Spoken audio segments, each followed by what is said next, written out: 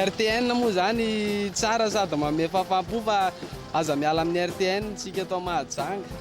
Le RTN aloha kiasy eo mahafinaritra zany mitandreny anazy. Aza miala amin'ny RTN. RTN zala kiasy. RTN zala tsara zala RTN.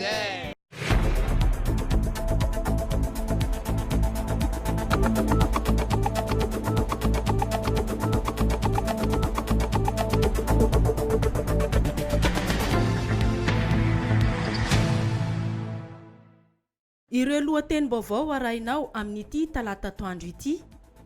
Lehilahy iray naratra mafy voatifitry ny dahalo tao amin'ny distrika ny Tsaratanàna Omaly ary tsaboina eny amin'ny hôpitaly Loteriana eto Mahajanga. Tsy maintsy savaina ary soratana avokoa ny entana rehetra alefa eny amin'ny tobim-piantsonana Aranty eto Mahajanga amin'izao. Tokony mahafantatra ny tena asan'ny solombavam-bahoaka ny olom-pirenena ahafahany manapa-kevitra amin'ny fifidianana hoy ny KMF Knoe eto Mahajanga. Mila fifanarahana avy amin'ny tompon'ny toerana ny fanaovana fampelezan-kevitra ankoatra ny toerana efa voatokana ho amin'izany hoy ny Sueni eto Mahajanga.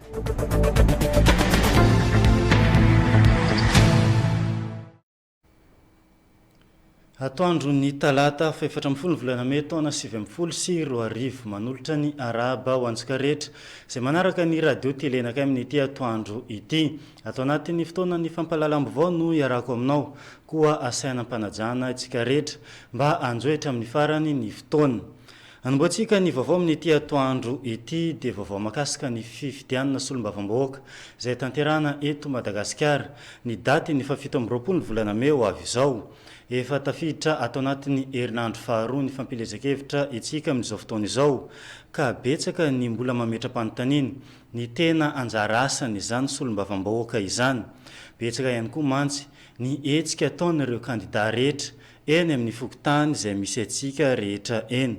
Atao anatin'ity fanadidina hoentin'ny Judith Rakotovao ity no amelabelarana sy hitondrana ny fanampanazavana ihany koa mahakasika ny asan'ireo député izay. Fanampanazavana. Mahatsapa ny fiarahamonim-pirenena mpanara-maso ny fifidianana KMF Knoe fa betsaka ny olona tsy mbola mahafantatra ny tena asan'ny solombavam-bahoaka. Vitsy amin'ireo kandidà koa ny tsy mifantoka amin'ny fampafantarana ny asan'izy ireo amin'izao fotoana ny fampelezan-kevitra izao. Ao ihany koa ny tsy manaraka ny lalàna ny fampelezan-kevitra. Tsapany amin'ny KMF Knoe fa rariny sady itsiny tokoa tsika vahoaka, tsika olom-pirenena mihitsy raha mahafantatra ny tena andraikitra ireo solombavam-bahoaka ireo marina mba tsy hinanam-bolony tsika ka zay olona zainy izy ireo dia voatery ekentsika ihany fa zay tena maharesy lahatra tsika ny fandaravana asany izay mifanaraka ny lalàna. Inona marina moa ny tena hoe andraikitra ny solombavam-bahoaka tokony ho fantatsika vahoaka zany alohantsika hifidy an'ireo sy anaiky ny fandarana sy ny programme asan'ireo député ireo. Araka ny voalazana lalàna tokoa mantsy dia mpanao lalàna izy ireo. Zay fanaovan-dalàna zay dia any amin'ny pirenena fanaovana azy ny Tsimbazaza. Faharoa manarakaraka an'izay koa dia manao sy mandany ny volavolan-dalàna ihany koa ireo solombavam-bahoaka ireo. Fahatelo manara-maso ny asan'ny mpanantanteraka izany hoe ny asan'ny gouvernemanta. Andraikitra ireo député ireny manara-maso ny andraikitry ny mpanantanteraka eto amintsika anatin'ny lalàna ihany koa izany. Fahaefatra manao tombana ny politika mpanjakana mitondra ny etaetantsika vahoaka eny amin'ny antenimieram-pirenena. Zay tena andraikitra goavana satria io fifidianana ataontsika dia fifidianana tena manakaiky antsika vahoaka. Manao tatitra amintsika vahoaka ety atoerana rehefa avy mavita ny session avy Antananarivo izy dia anjara asany manao tatitra mivantana amintsika vahoaka satria fomba fiasany zany ametrahany an'ilay tamberina andraikitra aty amintsika vahoaka. Manana andraikitra ny olom-pirenena tsirairay amin'ny fahombiazan'ny fifidianana. Miantomboka amin'ny fahazotoana mandatsabato izany ary eo koa ny fanentanana ny olona rehetra. Izay ny amin'iny fa eto Mahajanga ankehitriny ny tompon'andraikitra rehetra avy anivon'ny BNGRC national misy ny atrikasa lehibe ho fandrafetana ny drafitra fanavoazana eo amin'ny fitantanana ny loza voajanahary izay. Nitarika izany teny an-toerana ny tale général ny BNGRC national izay notrony ireo solon-tenam-panjakana Isatsokajiny atao anatin'ny faritany Mahajanga. Fanampanazavana ho arantsika avy hatrany. Eto Mahajanga no mandray ny atrikasa lehibe ho fanavoazana ny drafitra fiatrehana ny loza voajanahary ka ny BNGRC no mitarika izany izay andraisany ireo solon-tenam-panjakana Isatsokajiny anjara. Ny fisanana ny loza voajanahary no nahafantarany rehetra ny BNGRC nefa kosa tsy hijanona amin'izay ny sehatra hoy ny tompon'andraikitra. Ny BNGRC tsy ny loza voajanahary ihany a no sahaniny araka ny lahateny izay nataoko teo fa amin'ny loza isan-karazany na ny aléa isan-karazany. Mety risque chimique zany amin'ireo amin'ny alalan'ireo industrie izay mitsangana amin'izao fotoana zao a eto Madagasikara. Mety asa tanantsika zanak'olombelona raha tsy handray ohatra fotsiny amin'ny fitandremana amin'ny resaka afo ity. Eo koa moa mazava ho azy ny loza voajanahary. Izay aloha zany ny antony nanaovana an'ilay safidy taty boy. Ny objectif atsika zany a dia ahoana ny fomba hanenana ny fiantraikan'izay loza zay. Ary ny zavatra lesona koa zany a zay le atao hoe leçon apprise. Ny zavatra niseho tamin'ny taona lasa raha misy ny loza dia tsy maintsy akana lesona hoe inona kay le tsy nety tamin'ny nataontsika tamin'iny dia inona le nety. Le tsy nety zany a ahitsy, le nety a ambafisina. Zay zany raha tsotsorina raha hovaliko zany ny tenin'ny mpanao gazety teo hoe inona moa zany ny vokatsoa. Mazava ho azy ny fananana an'ilay hoe ajour lay plan de contingence. Ajour zavatra atao arakaraka ny vinavinantsika. Aritra 3 andro ny atrikasa izay tanterahana ao amin'ny restaurant Les Roches Rouges manomboka ny talata 14 volana May, 15 volana May ary ny 19 volana May ho avy izao. Vaovao makasika ny tsy fandriampahalemana kosa indray no anizantsika ny fotoana amin'ity atoandro ity. Misy olona marary voatifitra ny jiolahy eny amin'ny hôpitaly Lotériana Antanimalanda eto Mahajanga izay avy any amin'ny distrika ny Tsaratanàna no ny aviany ity rangahy ity. Raha ny fantatra teny an-toerana dia voatifitra ity rangahy izay niarany tsy fandriampahalemana tao amin'ny distrika ny Tsaratanàna ity. Anisy Erasy Mandimby no mitondra ny fanampanjavana amintsika makasika n'izay rehetra zay. Lehilahy iray marary ato amin'ny hôpitaly Lotériana Mahajanga voatifitry ny jiolahy tamin'ny sandriny ka namantana tany amin'ny tendany.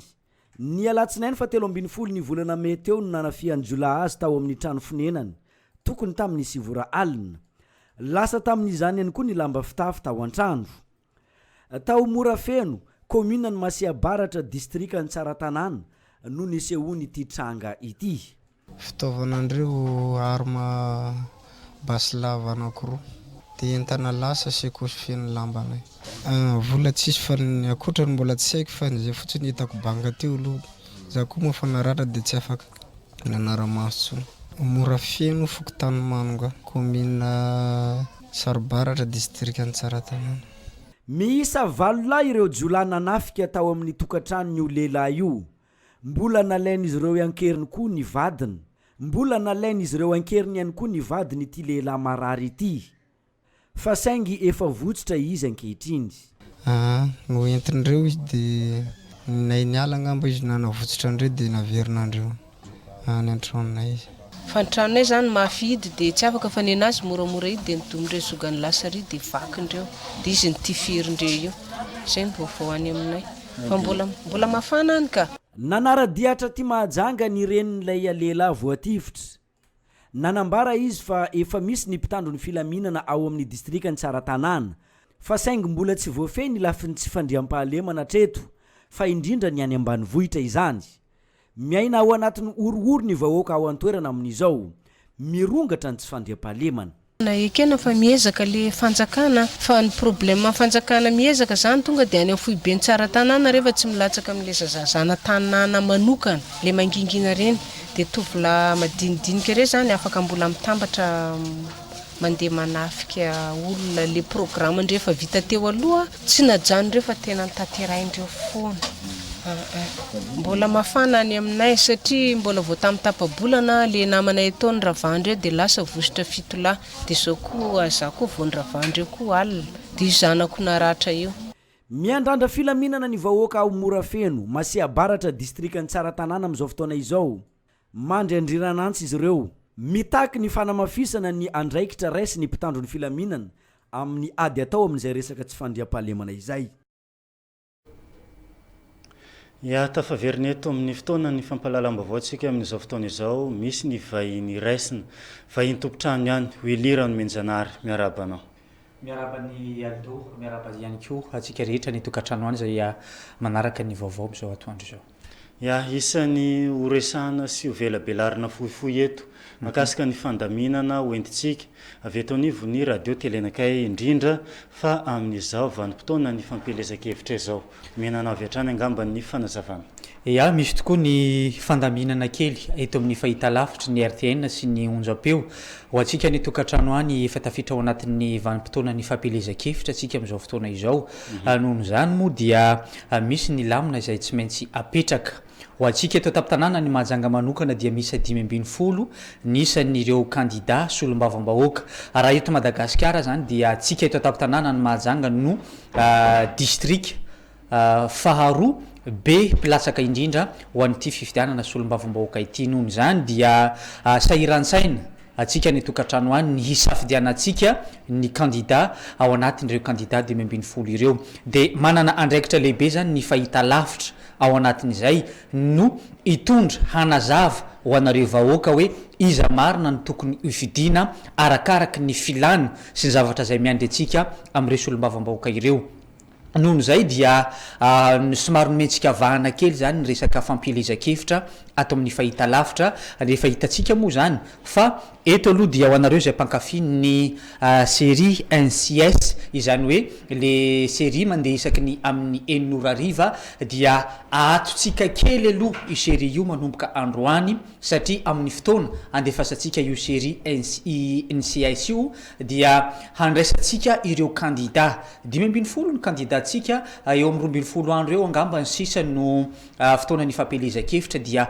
ho hitatsika manomboka amin'ny 900 manomboka androany ny famelabelaran-kevitra ataon'ireo kandida solombavam-bahoaka izany no nampiatontsika kely io série NCS le hitatsika le film misy policier misy recherche kely iny aloha no ahatsika ao anatin'ny fotoana fohy rehefa vita kosa ny fotoana ny fampelezan-kevitra na ny propagandy averinantsika amin'le fotoana nanapahatsika azy iny série am'izay zany miverina maharaka atsika rehetra ankoatran'izay Willy ahoany ihany koa ny fandaminana amin'ny fandehanany ireo fampelezan-kevitra ny kandida eto amintsika ny fahita lavitry ny RTN moa efa ambaranay ombeny dia tsy miandany amin'ny kandida manaja ny neutralité sy ny impartialité mifehy ny fahita lavitra izany indrindra no ahitatsika mandeha amin'ireny hitatsika fa saika efa kandida rehetra zany no manao dokam-barotra eto ho anareo kandida zay mbola tsy manao ny dokam-barotra ny fampahafantarana atao amin'ny RTN dia mbola manasa anareo izahay misokatra ho anareo ny varavaran'ny RTN ary efa misy ny olona natokana ifampiresaka ao amin'izany ary azo atao ihany koa mifampiresaka ao anatin'izay rehetra izay averiko mandeha izahay dia tsy manavaka ny antoko politika tsy manavaka ny kandida fa misokatra ho anareo rehetra satria izay zany no antony nananganana nyty RTN ity mba hanomezana fahafahapo ho atsika rehetra tsy misy anavahana ia mbola misy ve ny azonao ampina sa tapitra hatreo ny resaka atsika ny farany angamba dia mankasitraka anareo ny tokantrano any zay mbola tsy misaraka amin'ny fahita lavitra ary ihany koa ho anareo zay anisan'ny mankafy manokana ny fahita lavitra sy ny onjam-peo izay moa dia tsy sasatra isan'andro andro amanalina ny ikatsaka ny sosy mahafinaritra ho anareo ny tokantrano any mba hanomezana ny fahafahapo hanomezana ny tsara indrindra mety mbola misy ny lesoka tsy kelikely aldo fa ao anatin'ny miditra ao anatin'ny fanatsarana atsika amin'izao fotoana izao mba ahafahana manome ny fahafahapo na de tsy ho zato isanjato aza fa mba eo amin'ny 90 isanjato eo zany ny fahafahapo omenanareo dia misokatra ho anareo ny RTN raha ohatra ka misy zavatra manitikitika afaka miantso mivantana afaka ihany koa manantona ny RTN fa natao ho anao eto taptanàna ny mahajanga ity fahita lavitra ity ia dia ankasitrahana hoilira ny menjanary ny tondran'izay tsara ho fantatra rehetra sy ny fanovana misy kely eto amin'ny radio telenakay amin'izao vanim-potoana ny fampelezan-kevitra izao no izayntsika ny fotoana dia vaovao makasika ny fampelezan-kevitra izay ihany tamin'ny sabotsy fa 1 volana meteo no ny tafa tamin'ireo mpiaradia aminy ny kandida miza any larana 7 ao anatiny bileta tokana nisy ny diabe izay nitariany amin'ity candidat ity zay nianga teny amin'ny jardin kela ary namakivaky ny tanàna ny Mahajanga. Judith Rakotovao no nanaraka akaiky ny zava-nisy rehetra. No porofony vahoaka ny Mahajanga ny fitiavan'izy ireo ny candidat député Mizani laharana fahatelo ambin'ny folo. Tonga maro ny olona tamin'ny diabe no tanterany ny sabotsy 12 Mey tolakandro teo, indrindra fa ny fikambanan'ny vehivavy sy ny tanora. Ny tetin'ny tanàna ny Mahajanga ny diabe, ny ainga avy teto amin'ny jardin Kaila, ny azo any Tsaramandroso ary ny farana teto manoloana ny sekoly Saint Gabriel. Tena barako tsika jiaby.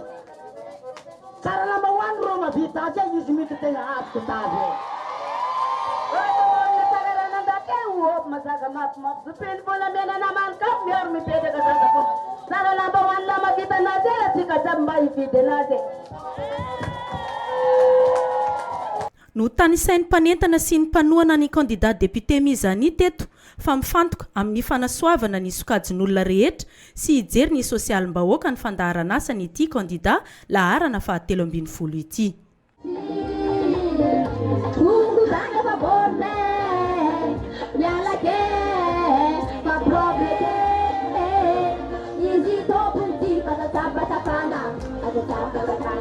Atsika miaraka manentana hoe tsy maintsy mandresy atsika amle 27. Tsy maintsy député madame Tsara Lambahoany amle 27. Zay ny tanjona atsika.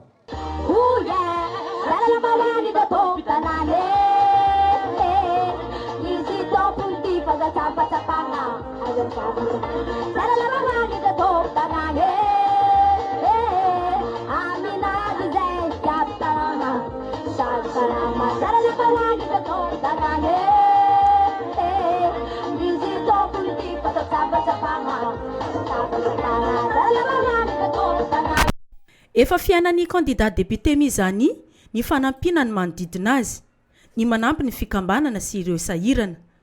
Ny tafa mivantana tampony eto Mahajanga nanambara ny fanoizana ny asa efa nataony izy rehefa voafidy ho solombavam-bahoaka.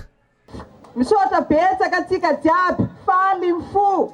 Nahita nareo jiaby tonga maro eto, makasitaka, makatela, misotra betsaka e.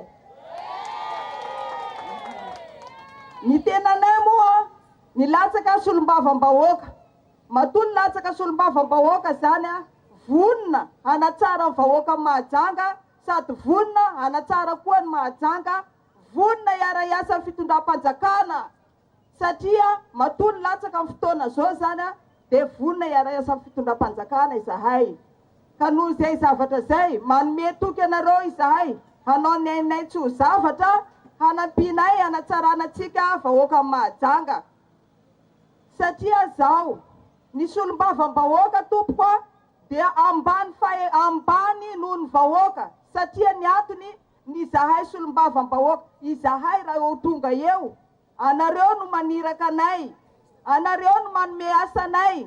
Dikan'izay zavatra zay ny vahoaka ny tompony fahefana, ny vahoaka ny patronay. Za manokana aloha dia anareo ny patronko e, anareo vahoaka.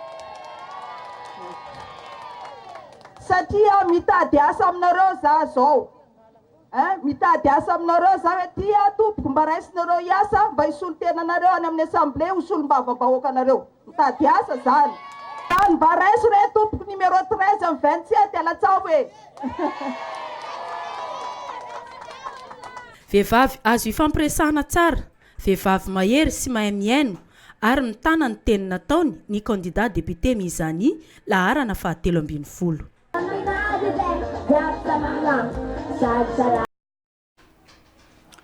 Misy ny filazana izay voaray eto amin'ny fotoana ny fampahalalam-baovao amin'ity atoandro ity izay hovakina amintsika avy hatrany.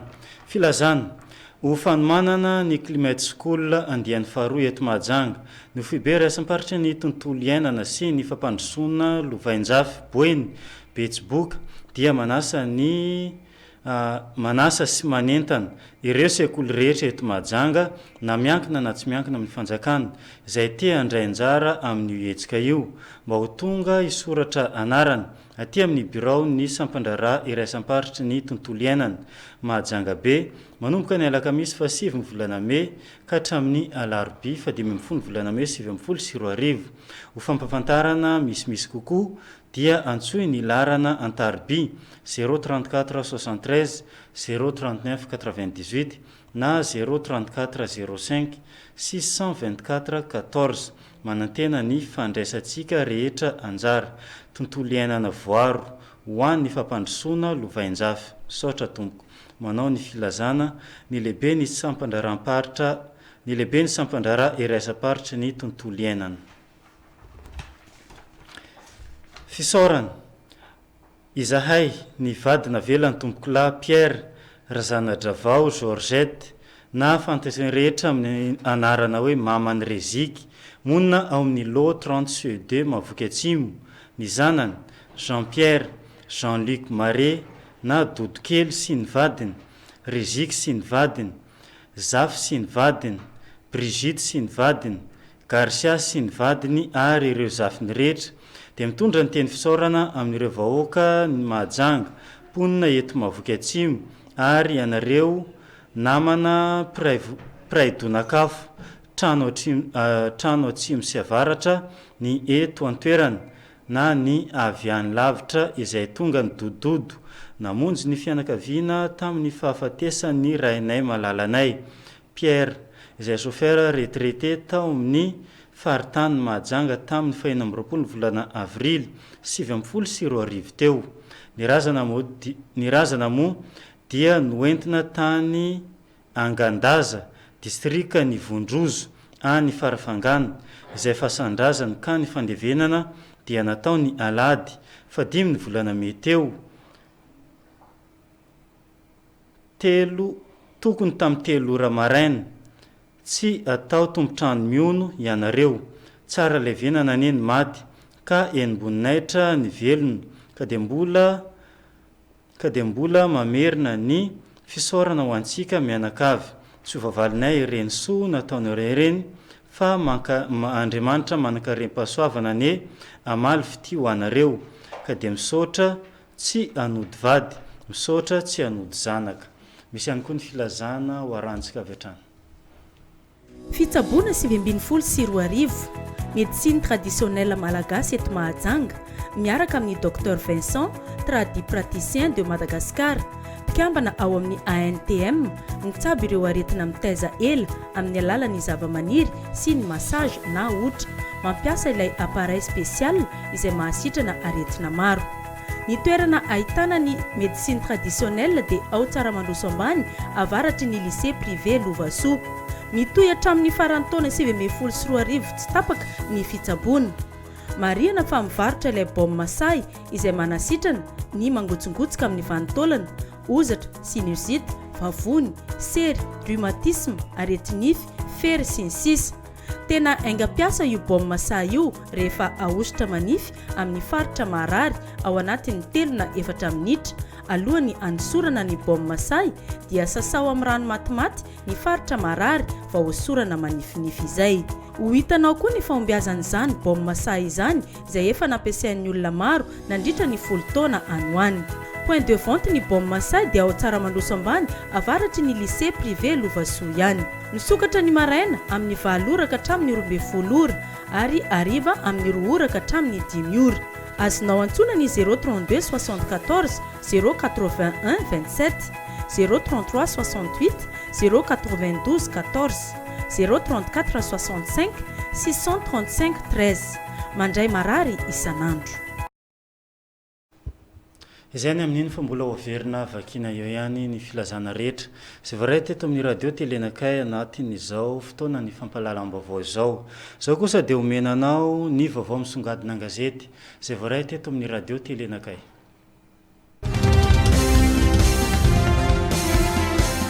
ireo vaovao misongadina gazety varay teto amin'ny radio telenakay tamin'ity andro ny talata ity anomboantsika azy ny gazety taratra pejy 7 raha malety sy vizarana volabe député miisa 7 nandray 50 tapitrisa ariary avy pejy 7 fiainam-piangonana andinika ny andraisana ny papa François ny évêque pejy 2 mandro seza ikuizana amin'ny alatra moto tratra ny polisy ibolokely.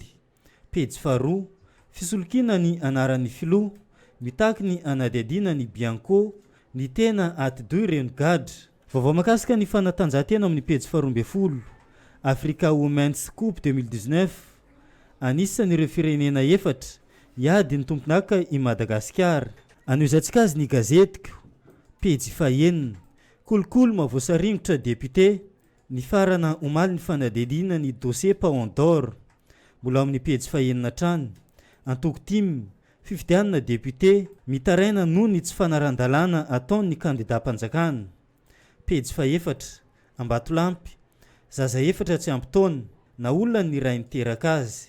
Pejy fahadimy Mahajanga noraisina ny fepetra rehetra tsy hidira ny fièvre afteuse. Anoizantsika azy ny gazety Inona ny vaovao. Ao amin'ny pejy fahafito niparitaka ny entabarotra nisavoritaka ny mpivarotra legioma tao Analakely Antananarivo. Pejy fahavalo teratany karana mpanao seky tsy misy antom-bola mbola miriorio tsy manana ayay hatramin'izao. Pejy fahafito motoalatra hita teny an-dalana trahatehaka ireto lahy. Ny amaranantsika azy dia ny gazety Tia Tandrazana. Ao amin'ny pejy fahatelo fitsarana lasa fitaovana politika député teo aloha miisa 770 ogadrainy. Pejy faharoa Olga Ramalason misotasota ireo kandidat-mpanjakana. Pejy fahaenina alatra moto sy bisikleta voasambotra i Bolokely sy ny ekipany. Pejy fahaefatra teti-bola-mpanjakana na Sipantsiny nofoanana ireo fandaniana tsy mazava. Pejy fahatelo fampidinana ny vidin-tsolika mbola gidragidra be hatreto.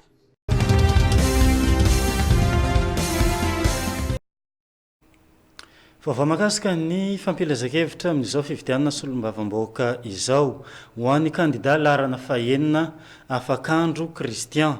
Mitohy amin'izao fotoana izao ny asa sosialy ataony ity kandidat ity ka isany nahazo tombony tamin'izany ireo mponina eny amin'ny fokotany ny Tanambao Sotema. Willy Menjanary no manaraka akaiky ny zava-misy. Anisan'ny kandidat miavaka amin'ireo kandidat ato anatin'ny distrika ny Mahajanga voalohany ny kandidat larana fahaenina Afakandro Christian. Ny farany herinandro lasa teo iny nijery ny zavatra marary ny vahoaka teny amin'ny fokotaniny Ambomandamina ity kandidat larana fahaenina ity. Ny taraina ny vahoaka amin'ny tsy fatomombana ny rano fisotro madio eny anivony ity fokotany ity.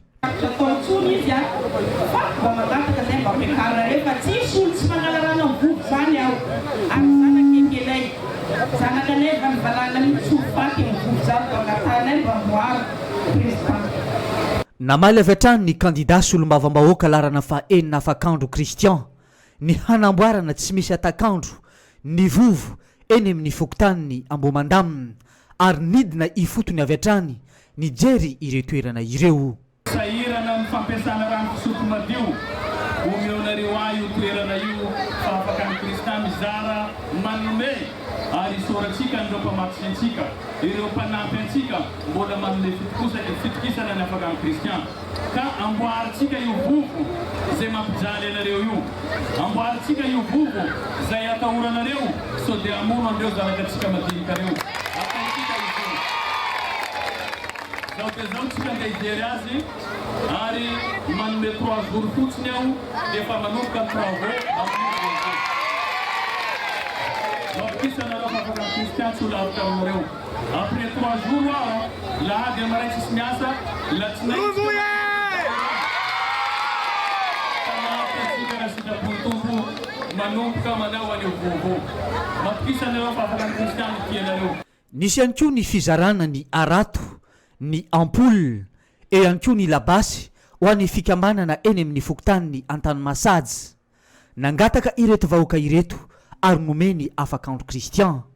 Anisan'ny andavanandrom-piainany ity kandidat ity ny fanaovana asa soa hatramin'izay ka hatramin'izao ary nambarany teto ny fampandrotsona ny Madagasikara fa indrindra ny tapin-tanàna ny Mahajanga ny tanjona ho an'ity kandidat solombavam-bahoaka Afakandro Christian ity. Efa maro no zava-bita ary mbola atao avy sy vieny ny fanamboarana ireo fototrafitra eto tapin-tanàna ny Mahajanga.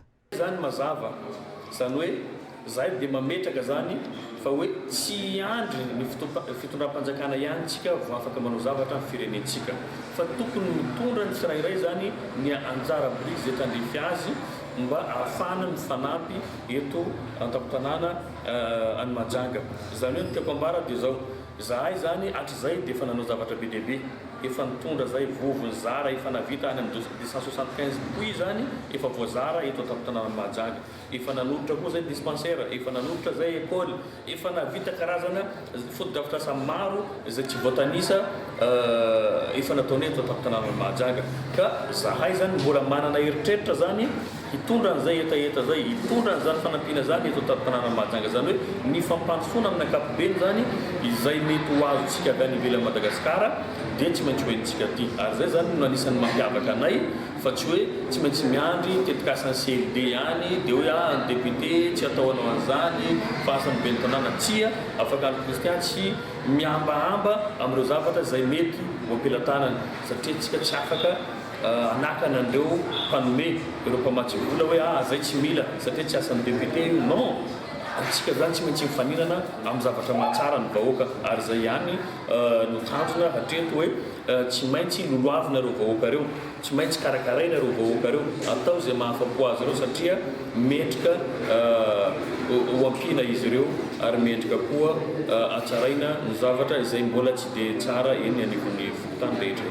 Tombony amin'ny hananana ity kandida solom-bava-mahoaka afakandro Christian larana fa enina ity ny fananany sy ny fahavitany ny foto-drafitrasa maro isan-karazany teto an-tampon-tanàna ny Mahajanga ato ny trano fianarana, ny hôpitaly, ny vovo manara-penitra maro samihafa ary ny fanampiana ny mpiarabelona. Afakandro Christian izay misokatra ho an'ny vahoaka eto an-tampon-tanàna ny Mahajanga.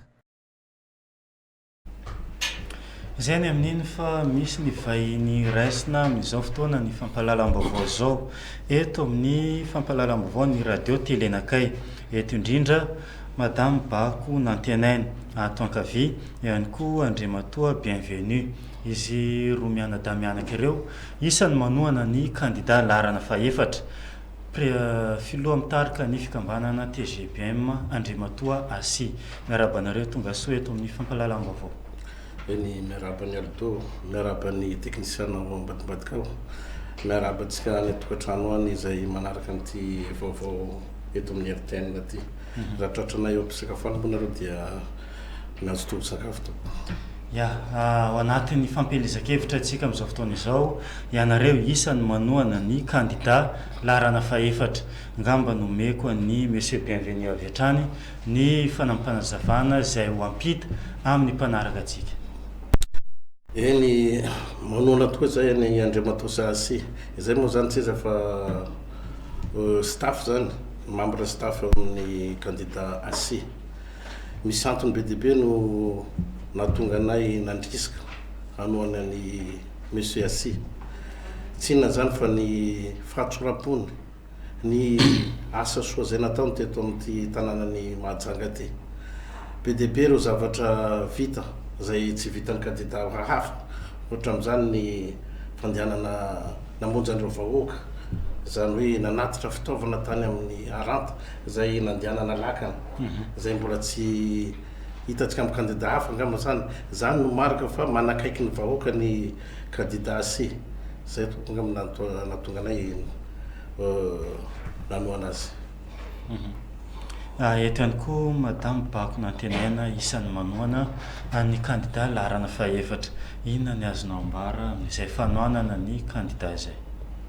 Eny tompo mbola mamerina ny fiarabana zay vitan'ny namana teo aloha tonga eto marina moa izay menada reto tsy zay reto ihany no staff ao anatin'ny manohana ny kandida numéro 4 fa izay ny solotena tonga eto androany. Nisy moa ny fotoana tsy nitenenanay teo satria zavatra rehetra mandeha amin'ny fotoanany daholo ka ankehitriny ary tonga izay menada reto ny solotena ny kandida numéro 4 dia député Asy zany hitondra ny teny fanentanana ho an'ny vahoaka Mahajanga tsy vakovolo eto an-tanàna zany.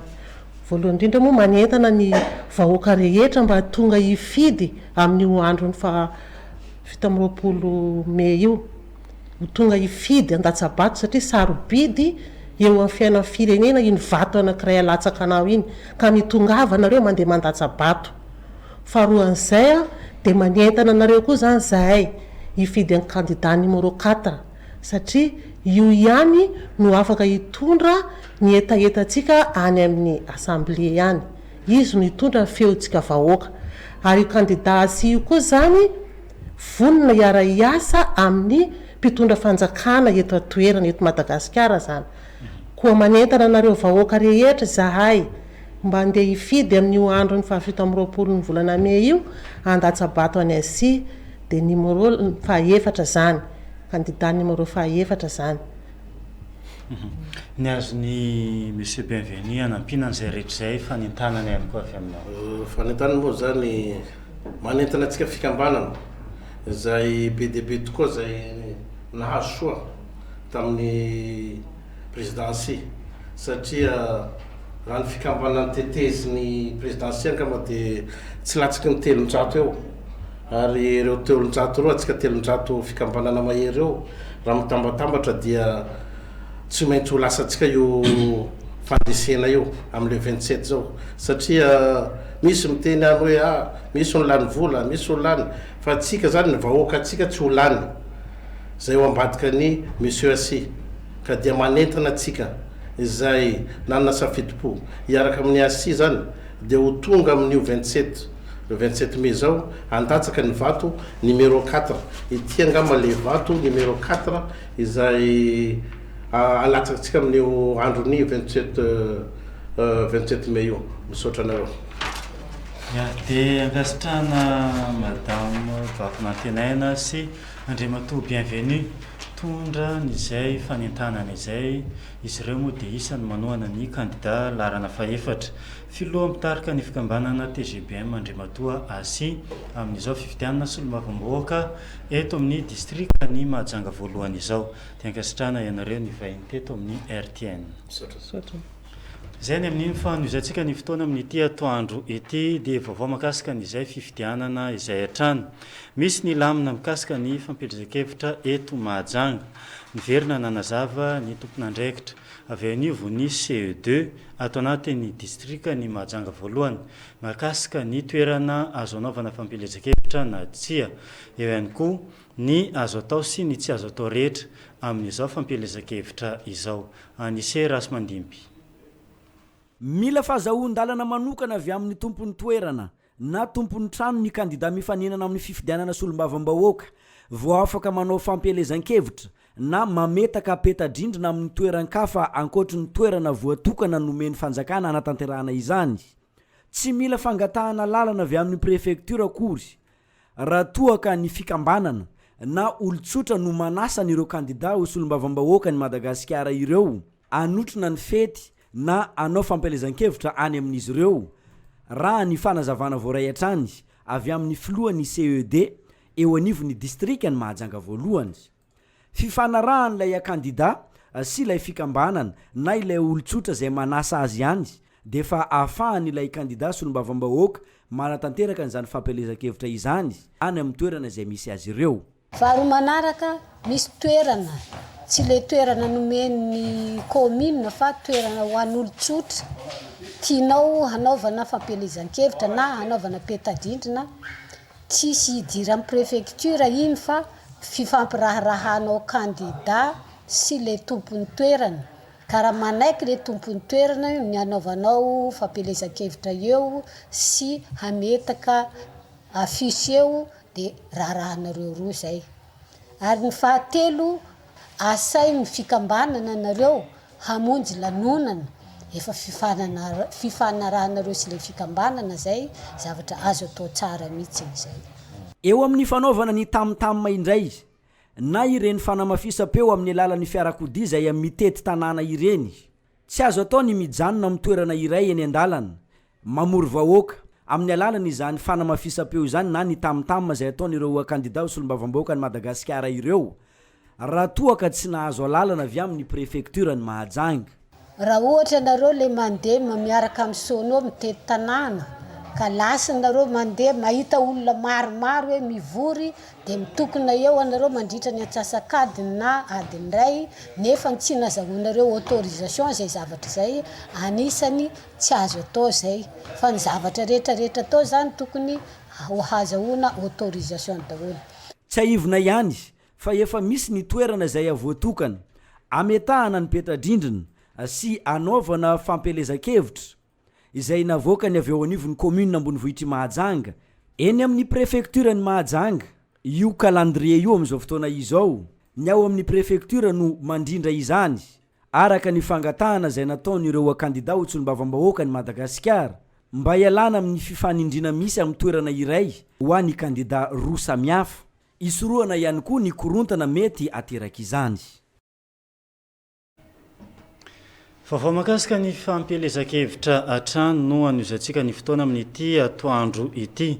Kandida larana fahatelo Samson Kleber no tateritsika satria ny farany herinandro lasa teo dia nisy ny vangolonaky nataon'ity kandida Samson Kleber ity izay nanomezana tsodrano azy amin'izao filatsan-kofidiana solombavam-bahoaka ny Madagasikara atao anatin'ny distrika ny Mahajanga voalohany izao.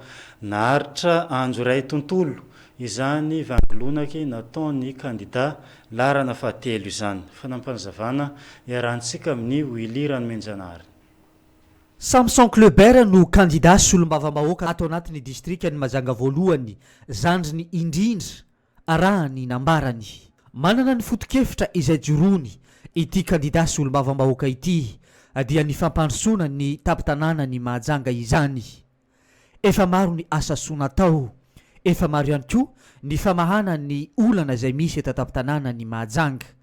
Ny farany herinandro lasa teo iny niaona ny vantana tamin'ireo zivany ity kandida solombavam-bahoaka Samson Kleber larana fahatelo ao anatin'ny biletin tokana ity.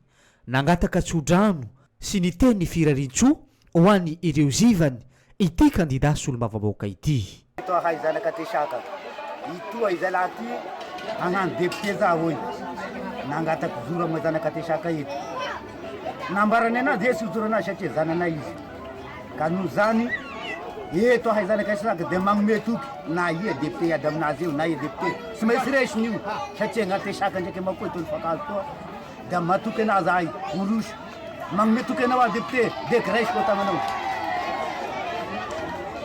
Nambarany Samson Kleber teto fa izy no vaolana ho an'ny tapitanàna ny Mahajanga amin'ny famahana ny olana eny anivon'ny fokotany sy eny anivon'ny fiarahamonina. Izy raha teo no efa vokatra kefa amin'ny famahana ny olana sy ny fanampiana ny mpiarabelona. Samson Kleber kandida solombavam-bahoaka ato anatin'ny distrika ny Mahajanga voalohany laharana fahatelo ao anatin'ny biletin tokana. Misaotra betsaka anareo amin'izay anareo nandray anareo zivako nandray zay makoa ndretiko zahay zivanareo tonga mandeha miresaka noho ny fiarabanatra hatraminy tao zao agnatin'izany amity adidy lehibe zay sahany amity andeha tao ty ady maso moa izy ty nagnome tsodrano anareo tahy zao maso somatsara tsakazilaka mampizivatsika zay zaho makoa lahy raha mbola zaho makoa zivanareo antesaka nany aho matoky anareo koa zaho matoky anareo zanaka antesaka hanohana anaka 100%. Misaotra betsaka anareo.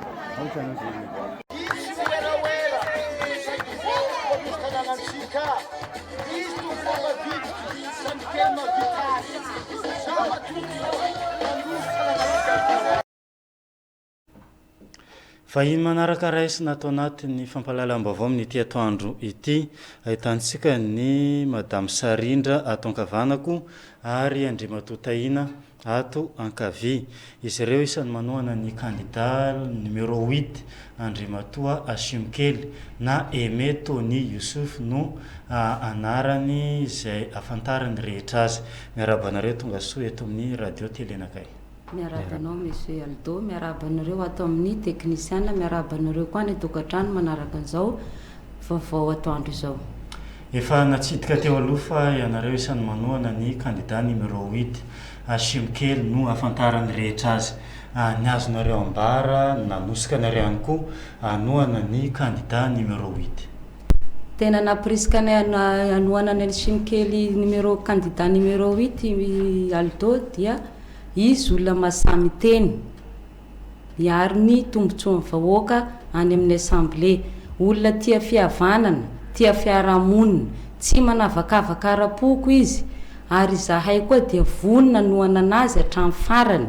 Anareo mbola any tokantrano amin'ny fokotany, andao re tompoko ifidy député simikely numéro 8, izy niaro tombontsoantsika ela nijalitsika zay fa député simikely numéro 8 no amalijalitsika sy amaolana atsika vahoaka eto Mahajanga.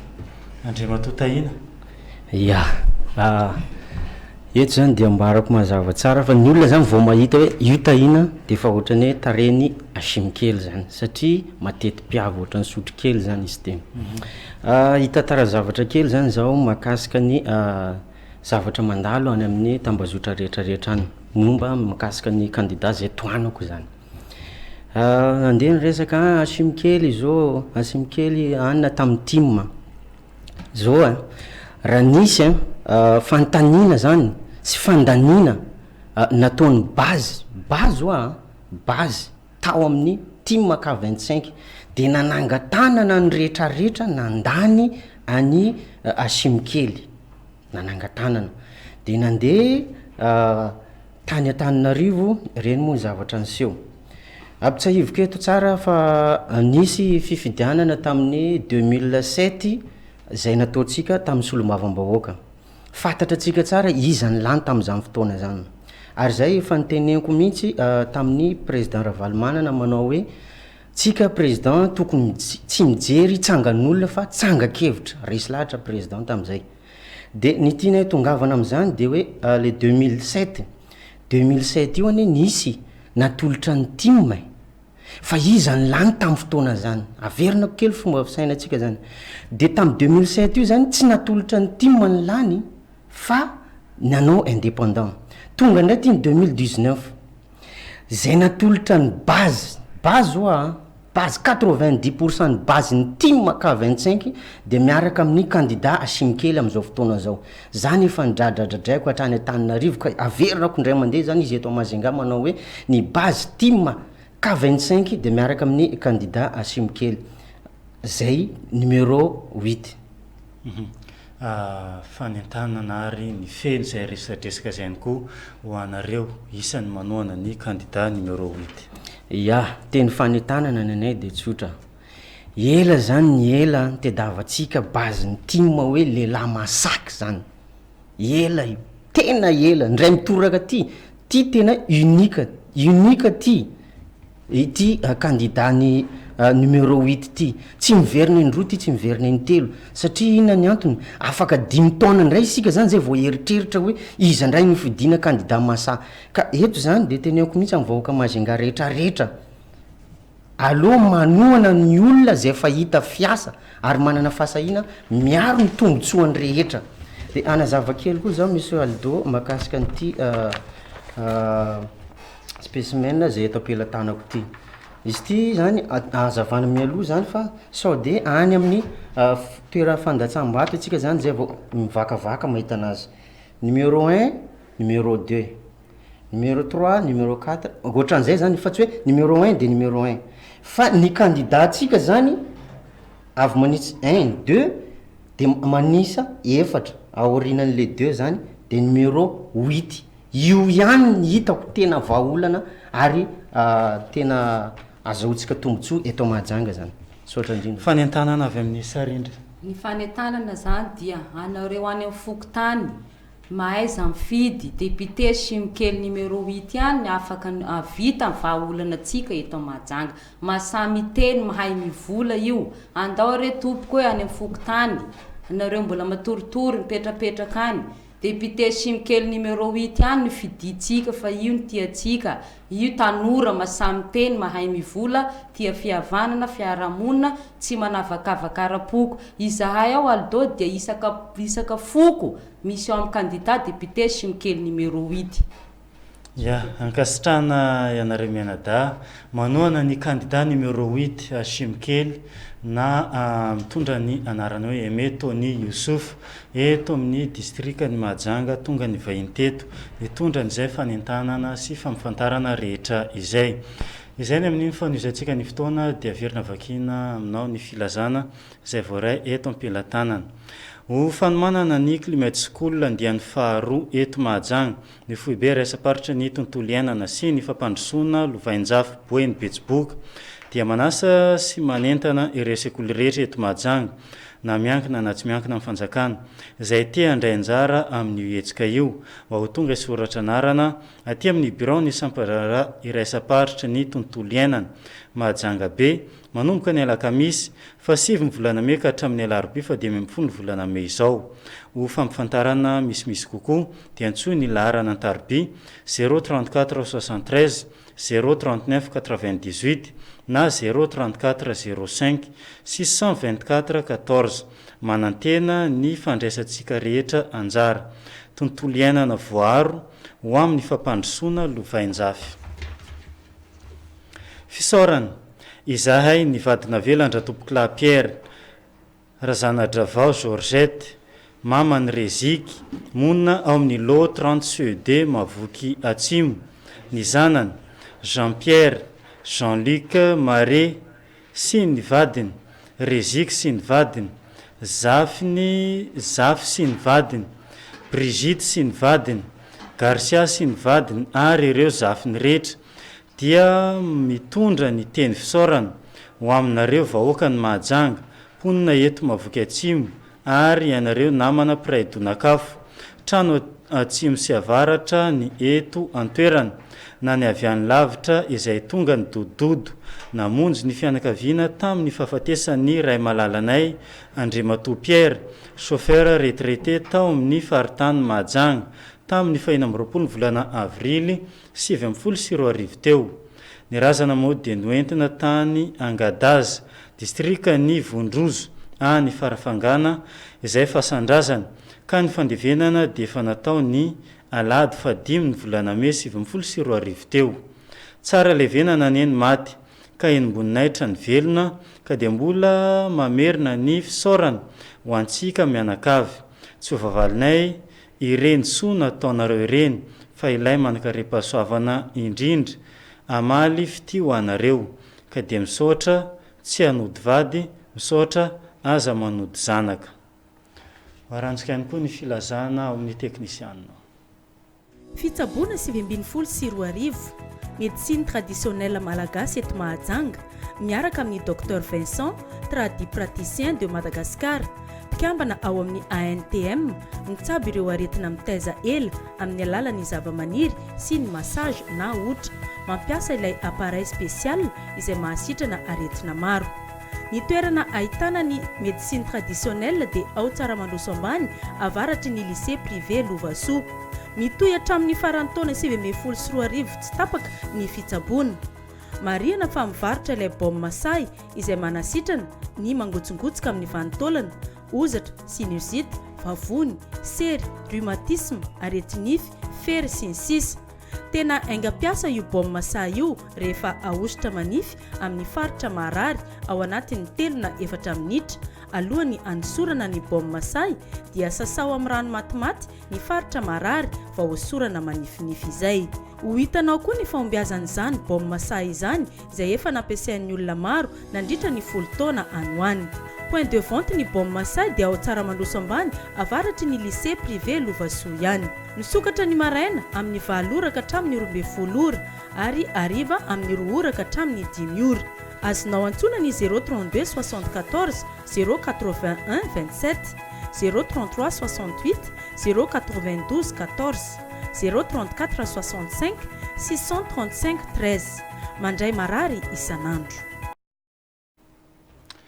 vaovao avy eo anio ny fitaterana eo amin'ny zotra nasionaly kosa indray tsy maintsy ho asiana fanaramaso akaiky ireny entana izay ho alefa amin'ny taxi brosy ireny raha ny fanazavana no enti ny tompon'andraikitra misahana ny zotra nasionaly eto atapy-tanàna ny Mahajanga nanantona akaiky ary nanao ny fanadihadiana teny an-toerana sitraka rarin-jatovo tsy maintsy zavaina ary soratana tsirairay ao anatin'ny lisitra efa nimetrahana izany avokoa ireo entana alefa amin'ny taxi brosy manomboka izao. Torak'izay ihany koa ny mombamomba ny mpandeha toy ny laharan-taroby, ny laharan'ny karapanondro ary ny anarany ny mpandray ny entana ihany koa. Paikady napetraky ny eo anivon'ny tompo-piantsonana Aranta isorohana ny tsy fandriam-pahalemana miseho eny amin'ny lalam-pirenena fahaefatra sy lalam-pirenena fahaenina iny.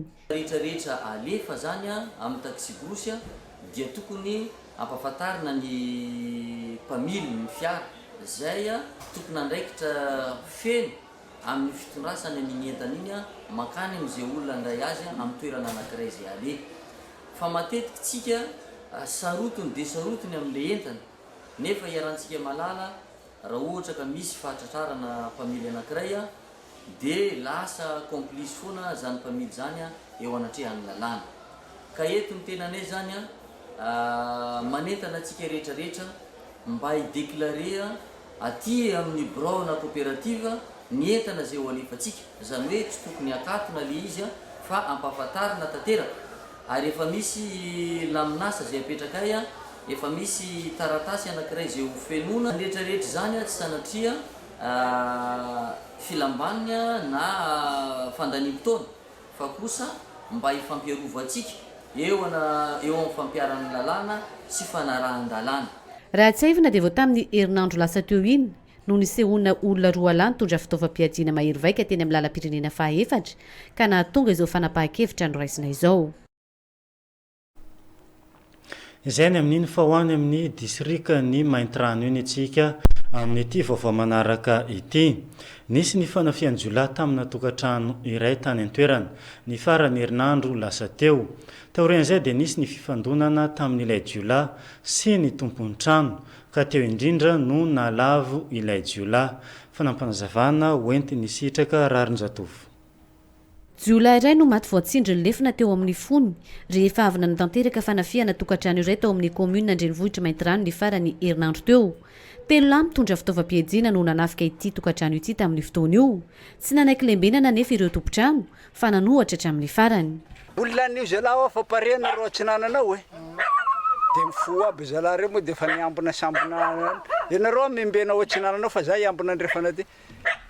Izy moa reo tsy miteny reo fa dia miodikodiny eo avao mikapa ny varavarana io dia ny afarany amin'izay eny elanela tafiditra reo dia nikapoka an'le vonatina iny tao mifampikapoka tao reo dia za koa moa aria andrefana ry miambina eo amin'ny varavarana eo raha izy eo makaty dia fa lohana ka fa ianareo iambeninareo ny eo tsy nananao mba tsisy hidiran'ireo fonofony an'iny famaky iny dia lavo vonaty koa rehefa bakeo amin'izay zany ny volangony ray koa ke za tsy mahay fa ataoko le akizy ato aminay eto izy ny elatra eo fa raha tsy zay izy fa teo ihany fa voatomboko lefina teo dia mifandody bakany zay dia miboaka amin'ny varavarana atsinanana ty izy dia mitohanany ty varavarana ty za eto dia ty lokaloka ty zany tazako izy manohana azy ohatran'izao ny afarany dia natsopoko amin'ty eto ny lefina dia volaniko tombo tanana mafy be tanako anankiroa ndraiky namango azy vo amin'izay izy dia misokatra varavarana io tonga amin'izay apela reny bakany hoe io ane olona io ianareo zalahy izy mandehana fa mbola ianareo foana ty izy dia reo bakeo lasa amin'izay leo ny lefa. Tamin'ny fotoana nahitana io razana io dia mbola tsy fantatra ny fianakaviany. Raha ny vaovao omaly alatsinainy fahatelo ambin'ny folo ny volana May kosa dia mbola tao amin'ny tranopaty ny commune Andrenivohitra Maintrano ny razana. Ny avy eo anivon'ny zandarmaria kosa amin'izao fotoana izao dia manatanteraka fanajiajina sy fikarohana ireo namany tafatsoaka.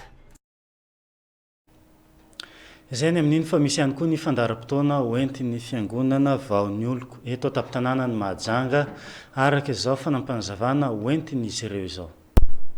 Manatra ny araba ho antsika rehetra mpanaraka an'izao fandarana manokana izao.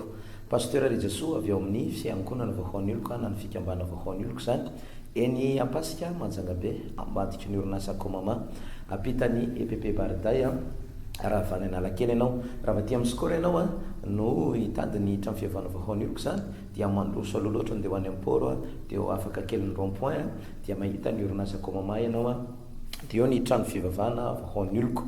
Amin'ity androany ity dia hifanentana kely indray isika mianakavy mahakasika an'ilay fotoana ngeza be zany izay ho tanterahana ny alarobia amin'ny 7 maraina sy ny amin'ny 12 atoandro. Ny alarobia maraina io dia mitondra aloha hevitra hoe anomerary mifaingananao Andriamanitra arahana délivrance foana moa zany fotoanantsika makasika an'ireo karazana fanaratsy zay mety mangeja mamatotra zay manidy ny fiainanao zany. Fa ny amin'ny 12 atoandro dia resakitsika makasika ny amin'ny atao hoe fiainana be dia be.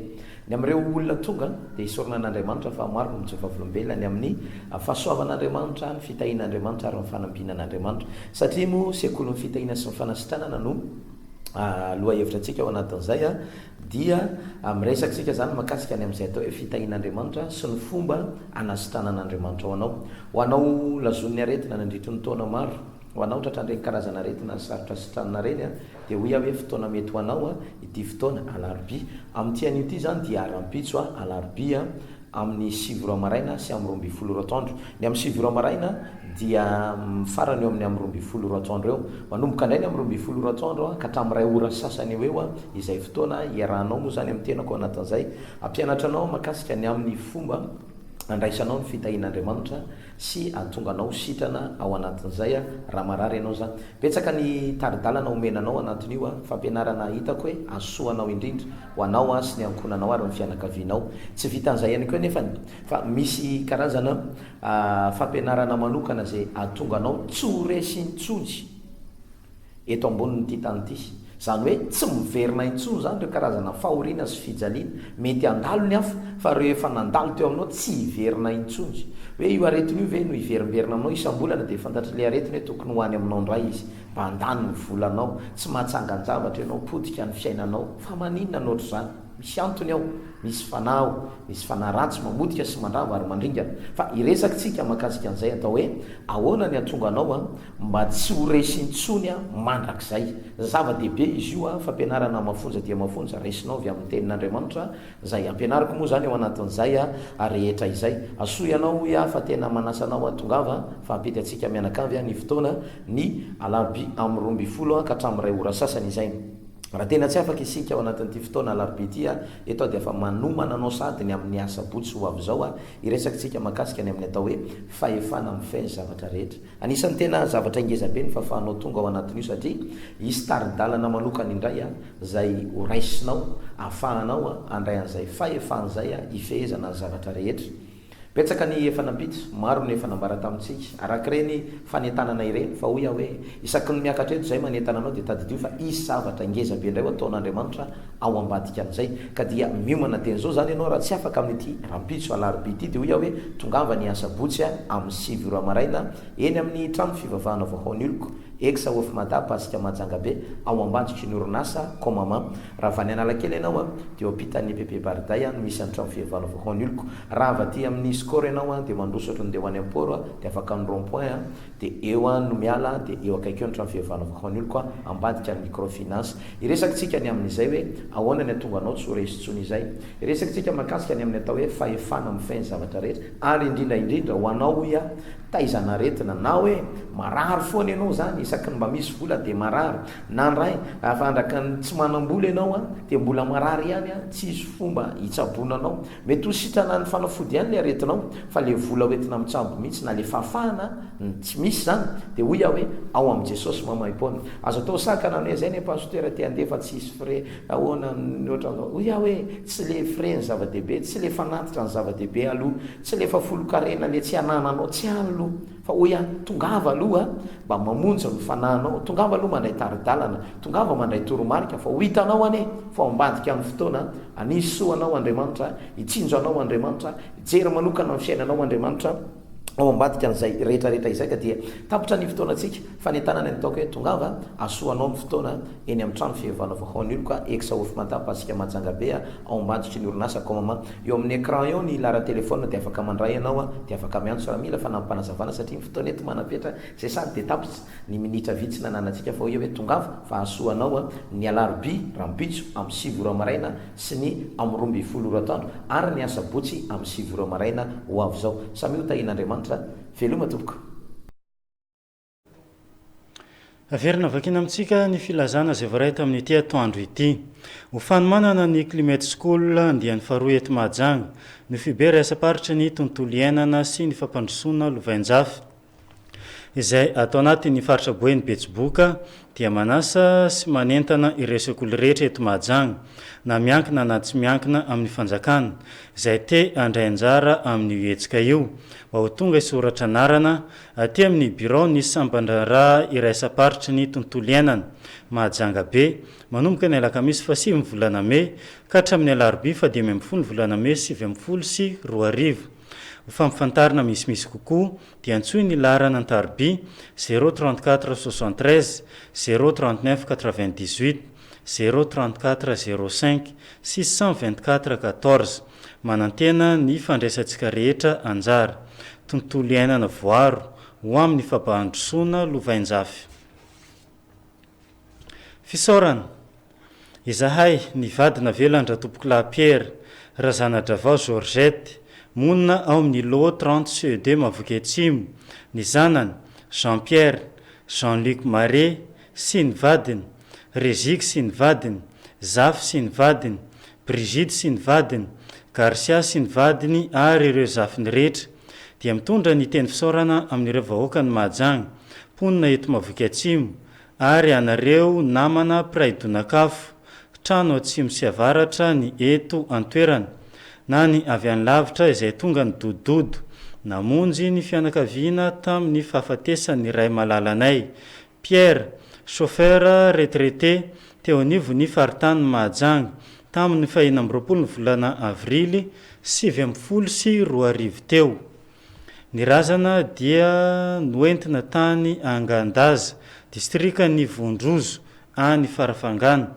izay fasandrazana ka ny fandevenana dia natao ny alady fa 5 volana May 7 sy 2 teo tsara levenana neny maty ka enimboninahitra ny velona ka dia mbola mamerina ny fisaorana ho antsika mianakavy tsy ho vavalinay rensoa nataonareo ireny fa ilay manakarepasoavana indrindra ny amaly fitio anareo ka dia misaotra tsy hanody vady misaotra aza manody zanaka varantsika ihany koa ny filazana ao ambadika ao fitsaboana 7 sy 2 médecine traditionnelle malagasy eto Mahajanga miaraka amin'ny Dr Vincent tradipraticien de Madagascar mpikambana ao amin'ny ANTM mitsabo ireo aretina mitaiza ela amin'ny alalan'ny zavamaniry sy ny massage na otra mampiasa ilay appareil spécial izay mahasitrana aretina maro ny toerana ahitana ny médecine traditionnelle dia ao Tsaramandoso ambany avaratry ny lycée privé Lovasoa mitohy hatramin'ny faran'ny taona 7 sy 2 tsy tapaka ny fitsaboana mariana fa mivarotra ilay baume masay izay manasitrana ny mangotsongotsika amin'ny vanitaolana ozatra sinusite vavony sery rhumatisme aretinify fery sy ny sisa tena aingam-piasa io baume masay io rehefa ahositra manify amin'ny faritra marary ao anatin'ny 3 na 4 minitra alohany anosorana ny baume masay dia sasao amin'ny rano matimaty ny faritra marary va hosorana manifinify izay ho hitanao koa ny fahombiazan'izany baume masay izany izay efa nampiasain'ny olona maro nandritra ny 10 taona anoany point de vente ny baume masay dia ao Tsaramandoso ambany avaratry ny lycée privé Lovasoa ihany misokatra ny maraina amin'ny 9 ora ka hatramin'ny 12 ora ary ariva amin'ny 2 ora ka hatramin'ny 10 ora azonao antsona ny 032 74 081 27 033 68 092 14 034 65 635 13 mandray marary isanandro hoarantsika ny vaovao misongadina eo amin'ny sehatra iraisam-pirenena fanafiana ireo mpino silamo sy ny toeram-pivarotan'izy ireo tao Sri Lanka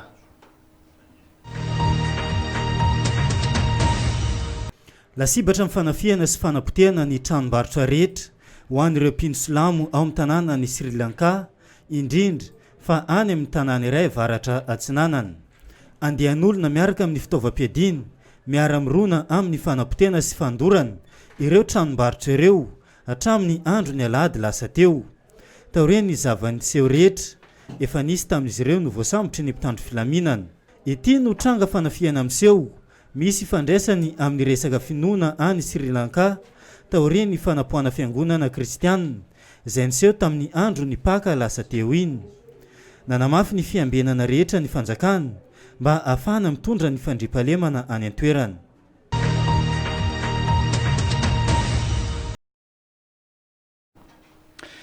misy ny vahiny farany horaisina amin'ity atoandro ity ry zareo mpanoana ny candidat timaka 25 eto taptanàna ny Mahajanga ato ankavia iarikalizy fantatry ny mpony Mahajanga eto ihany koa Andriamatoa Olosidy misy ny vaovao entinareo ho an'ny mpony Mahajanga indrindra fa ireo mpanoana ny candidat timaka 25 miarabanareo tonga soeto amin'ny RTN.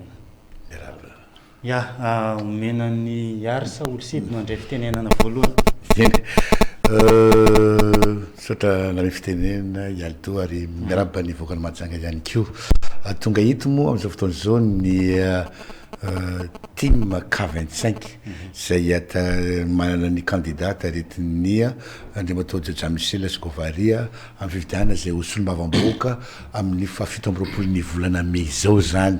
Io zany ny fifidianana ary dia anasana ny vahoaka rehetrarehetra hifidy ny Jean Michel larana fafito mety nandehandeha efa angamba niresaka teo ary niezaka tsy teny ihany moa izahay ary androany moa fotoana hoe isehonay satria tsara malamalama fa zay mirahalahy mikotrana nilay atao hoe campagne no tonga eto. Andriamatoa Olosidy moa no directeur de campagne amin'ity raharaha ty zay tsy mana fa-tsy roa herinandro sisa ary ampisenareo amin'izay ngamba ny tena herinay satria zavatra rehetra dia mandalo fianarana avokoa ary lana traikefa ny tenako moa dia directeur de communication zany hoe zany mety gagana hoe tsy tahita taiza foana taiza fa eo fa tsy fiakarana plateau sy ny télé kory milaza hoe zao no izy fa niasa mangina zay taony fa manomboka androany dia ho hitanareo tsy nitapaketo izay inona ny antony zany samy mana stratégie araky ny fahaizana sy lay fianarana natao ka somary miteny any manentana ny voakany Mahajanga hifidy ny larana fafito amin'ny team K25 somary nitsika izahay ary nalahelo ihany koa ary nitanondrika teo raha nisy vahiny tonga teo fa milaza fa izy ny team K25 sy folo isanjato raha mitantara amin'ny baibolitsika dia araka mivoalaza hoe misy mpaminany sandoka misy mpaminany tena izy ary ireo mpaminany sandoka ireo dia mety ny zavatra tahaka ny ataon'ny mpaminany tena izy ka tsy teny zavatra betsaka aminareo anao marina tokoa fa nisy zany atao hoe team zany dia fantatra ary tsy adala tsy hoe zazakely na sanatry mivavaka mitampina somany ny masony Andriamatoa Marc-Ravalomanina ka nanendry any Andriamatoa Jean Michel ho candidat team K25 fa olona misaina ary nandinika somatsara izy mba fantatrareo moa zavatra nisy teto Mahajanga tamin'ny taona 2024 izany namotika amin'ny fananany dada izany chef de corps nanomoro zany magro zany izany nampandiraka nandorana zany magro zany sy nitondra izany tarika zany hoe tanora contre Ravalomanana zany enao no ka maly azy nitsika izahay kanefa ataona fa zany mba hitany fa mety ka reo olona sy folo isanjato izay entinao tonga reo ve tompoko dia milaza fa manoana anao nefa ny adinao ngatantara hoe iza moa ianao dia anjaranao mieritreta fa izahay eto tsy teny na iza fa mbola vonona efa natrika ihany koa amin'ny maha directeur de communication sy directeur de campagne Andriamatoa Olosidy dia miteny eto izay hoe tongava mifidy larana fahafito mahaiza manavaka amin'ny vary sy ny tsy parapary fantatrao ihany hoe iza ny tena iza ny tsena ty izy fa raha ohatra ka tena izy ianao dia mitsangana fa mbola ho avy eto dada ilaza rehefa teto izy nafantatra aminareo rehetrarehetra hoe tiany candidat team K25 eto Mahajanga. Andriamatoa Olosidy isan'ny directeur de campagne ho an'ny team K25 azahoaiza ny hetsika fampielezan-kevitra ho anareo ao anatin'ny team K25. Ya miaraba ny vahoakany Mahajanga ary miaraba nareo ato amin'ny RTN tsy hotoizina tsony ny voalazany directeur de communication monsieur Yar zay fa nytiako mafizina zany araka ny fanontaniana zay nomenao teo dia ny fampielezan-kevitra dia efa miroso ary tena miroso amin'izao fotoana izao araka nitatsika omaly dia efa mijotso midina any amin'ny fokotany izahay amin'izao fotoana izao maly zany dia fokotany Tanamboambalavato Morafeno Mabibikely androany dia mijotso ndray any amin'ny fokotany Tsaramandroso ambony Tsaramandroso ambany marina etona fa ny campagne ny tiako Madagasikara K25 miaraka amin'ny Jean Michel Scovaria dia ny rodo ben'ny Mpanangana. Rodo ben'ny Mpanangana zany aminay dia le resaka hoe taloha izy antsonay hoe porte à porte fa izy zao nataonay hoe rodo ben'ny Mpanangana dia hoe miaraka daholy manao an'le porte-porte le rotobe ny mpanangana any amin'ny fokotany miaraka amin'ireo candidat ny candidat ny team ka 25 dia am'izao vora sy fotoana zao dia ao abazary Tsaramandroso iny amin'ny Tsaramandroso ambany iny misy andreo am'izao fotoana zao miaraka amin'ny candidat ny team ka 25 zay ngamba ary mbola itoy zany mandritra ny herinandro ty ijotso isaka amin'ny fokotany eto zany zahay dia efa mampiompiombana antsika ny any amin'ny fokotany Ambourvy Rampitso hidinany koa zany ny candidat député miaraka amin'ny rodobe ny mpanangana hanao an'izay fanentanana amin'ny fifidianana larana fahafito dia Jaja Michel Sigovary amin'ny candidat tiako Madagasikara K25. Ya teny farany ho an'ny Yarkalizy Ralay fanentanana ihany koa ho an'ny mpiaradia amin'ny team K25 sy ny mpony Mahajanga rehetra. Eny tompoko Rapitso zany dia ararotana ihany moa zany teny miala sy indrindra Rapitso dia miangavie ny délégué ny team K25 mba tonga any amin'ny Magro amin'ny Valora mitondra ny karapanondro fa misy ilanatsika rehetra ianareo 5:20 menada zany ao amin'ny candidat zay délégué ny candidat team K25 mba tonga any mbola ovakina matetika eto aminareo moa zany andre matoalitoa ovakina matetika eo malaba tonga ny rariva zay zany fa ny fanentana farangamba dia tsotra ihany deto izahay ary dia manentana anareo fantatrareo ny zavatra misy eto tapitanà Mahajanga tsy atory fahita anareo aleo izahay andinina sy mandevitra fa tonga kosa eto no afantaranareo ny zavatra marina sy ny zava-miafy ny tanàna Mahajanga ny zava-mafiny zany fifidiana solombavam-bahoaka izany tandre moa zaho hoe misy ny mpaminany sandoka misy ny mpaminany tena izy fa ny vatanao dia ny larana fahafito numéro 7 amin'ny fahafito amin'ny roapolo ny volana mea ifidy ny candidat ny tiako Madagasikara team K25 zay taritiny Jaja Michel. Ya dia ankasitrana Yarkalizy Andriamatoa Olosidy avy anivony team K25 eto Mahajanga nitondra an'izay fampifantarana sy fanentanana ihany koa ho an'ireo mpiaradia amin'izy ireo amin'ity fampelezan-kevitra fifidianana solombavam-bahoaka ny Madagasikara ho antsika ato amin'ny distrika ny Mahajanga voalohany mankasitraka anareo mirahalahy ny vahiny teto amin'ny fampahalalam-baovao ny radio telenakay. Dia izay ihany koa no amaranantsika ny fotoana amin'ity atoandro ity ankasitrahanantsika rehetra nanaraka ny fampahalalam-baovao hatramin'ny farany mametraka ny veloma manaraka indray veloma tompoko.